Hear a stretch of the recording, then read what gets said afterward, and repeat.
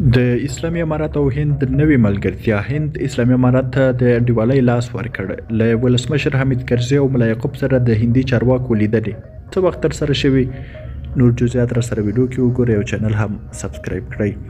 هندي پلاوي په کابل کې له پخواني ولسمشر حامد کرزي سره لیدلې. په دې لیدنه کې د دواړو هیوادونو د اړیکو پر پیاوړتیا ټینګار شوی دی. همدارنګه ښاغلي کرزي له نوې ډهلي هیله کړې چې د افغان ځوانانو د زده کړې راکړې ورکړې او د خپلمنځي یون لپاره ډېرې اسانتیاوې برابرې کړي. د اسلامي امارت له واکمنېدو سره هند په کابل کې خپله استازولي وتړله، خو نږدې 1 کال وروسته یې بیا پرانستله. کابل ته د هند پلاوي دا یون په داسې مهال دی چې د اسلامي امارت د سر وزارت سیاسي مرستیال تیره میاشت له افغان سوداګرو سره ژمنه وکړه چې د هند او افغانستان ترمنځ د ویزو او یون اسانولو لپاره به له هندي چارواکو سره خبرې وکړي. د اسلامي امارت چارواکي وایي ملا یعقوب په خپل دفتر کې د هند له یو پلاوي سره د دوه اړخیزو اړیکو پر ډیرولو خبرې وکړي.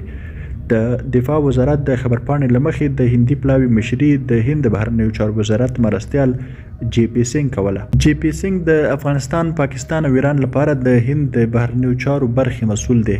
د اسلامي امارت دفاع وزارت پر خپلې کسپانه ډیروي. په دې لیدنه کې دواړو خواو د دوه اړخیزو اړیکو د پراختیا لپاره په ځانګړي ډول د بشري همکاریو او نورو اړینو مسلو په اړه د ګډې همکارۍ ټینګار وکړ.